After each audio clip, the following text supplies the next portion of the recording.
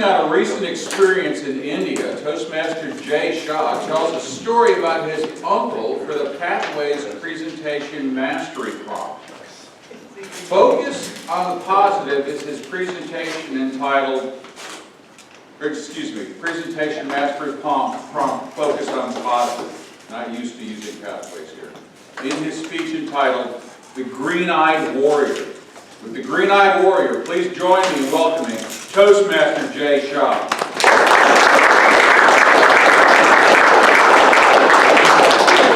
Thank you, Mr. Toastmaster, and good morning, everybody. Good morning, Jack. I'm delighted to be back.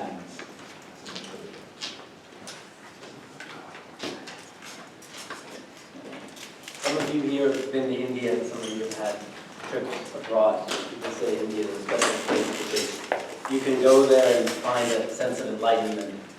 The country, a lot of it is polluted, there's a lot of dirt, there are a lot of people. It's not as easy to go around and navigate there. But a lot of times you can have a profound experience there, and it normally comes with people. And on my 2 trips to India, I had 2 meetings with one profound person who has fundamentally changed my life in just 2 meetings. Most kids of Indian descent have been to India many times. That was not the case with me. My parents were divorced when I was pretty young, and then for one reason or the other, the first time I made it out to India when I was 21, to study abroad. I went to the city of Mumbai to visit one uncle. His name is Pankaj Kaka. His name is Pankaj Shah, and the suffix Kaka, which is K-A-K-A, means father's brother or father's cousin. And I've been told that this is a really great guy. Never seen him, never heard of him before, but I was told to go visit him. So I spent a day at his place in Mumbai, and I found out from him, he was 65 years old at the time. He had a kidney failure when he was 2 years old, and the doctors didn't know what to do with him. He was going to die. Then he went to some sort of healer out in the village, and this healer didn't know what a kidney was, how many kidneys are in your body, yet somehow with herbs or meditation or something, he was able to heal Pankaj Kaka. And then Pankaj lived for 21 more years, or 19 more years. At the age of 21, he had another kidney failure. And this time, it was fatal, essentially.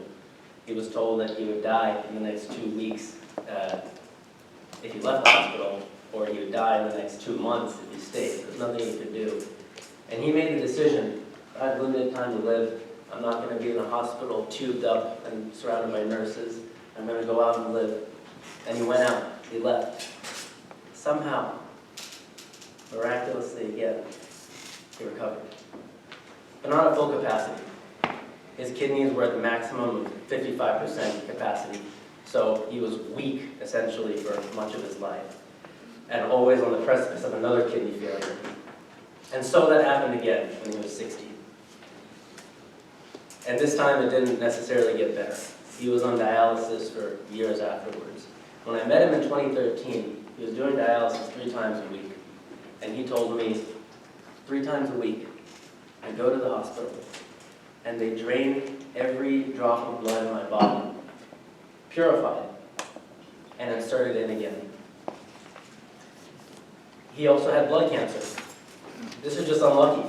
He couldn't get a kidney transplant because his body would reject it because of complication with blood and cancer and kidneys. A whole big mess that I'm sure he knew a lot about and I only know a few sentences about. But he fought every day to keep living. So while I was 21 at the time, I was focused on what's my career going to be, how am I going to maximize my happiness, how am I going to live the best life that I can. But I was always healthy, I was always safe, I was always fine. My concerns were petty compared to his. It brings into question the type of things that we focus on. And I'll keep it personal to me. What have I worried about that has been so mundane and unimportant compared to somebody who is actively going through pain every day and actively, literally fighting to survive a battle that he didn't necessarily even earn. He didn't smoke. He didn't do anything to earn this. He was born. This was a genetic anomaly. And it doesn't run in the family either. This just somehow happened to him. And combined in his genetics too was beautiful set of green eyes. He's the only person in our family that had green eyes. He had a lovely smile and a very charming heart. And upon meeting him for 24 hours in Mumbai in 2013, I left feeling humbled. I wouldn't say empowered, I wouldn't say I felt happy, I'd say I felt humbled at what someone else was experiencing, and it gave me the strength to pursue my dreams even further. And it's possible, it's conceivable to say that if it weren't for him, I wouldn't be here today, speaking to you now. I might be in a job somewhere, I might not be playing tennis, I might not be in a band, I might be doing what everybody else does, that I didn't want to do. Because I know that I have the strength that I can summon within myself that I haven't known, that I sought from him. I sent him an email about how interesting his experience was, how much strength it gave me. And he said, he explained to me the story, and he said that I don't fear death. I want to live a good life. And I wrote him a long email back about how much strength that he's given me because of that. I saw him again in March. I was going to say last month, it's May now. He was doing worse this time, and I wasn't going to go to Mumbai. I had a limited time in India, and I wanted to maximize as much as I could.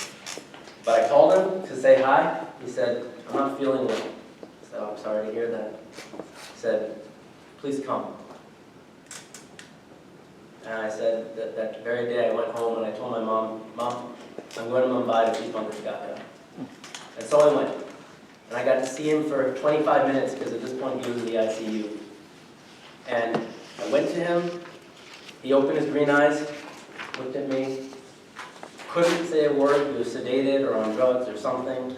I talked to him, I cried, I told him I loved him, I kissed him on the forehead. You know, I've seen hospitals a lot lately.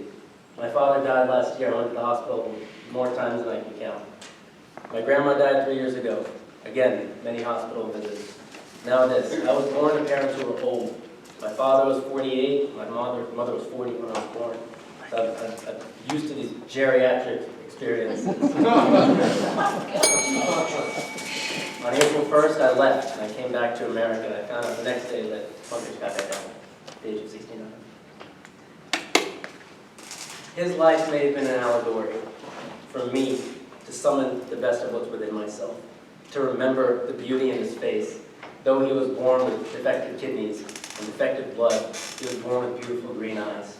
And he fought like an amazing green-eyed warrior to live his whole life, and so will I. Thank you.